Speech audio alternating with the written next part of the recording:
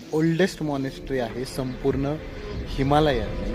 आणि हिमालयाची रचना कशा पद्धतीने झाली असेल विचार करा.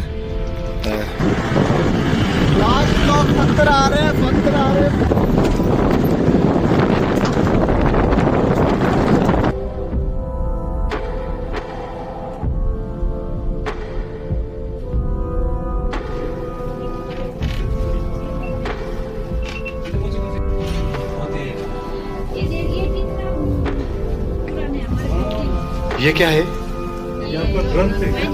त्याला सगळ्या दुःखातून वाचवणार येते छाकतुम चिंतो.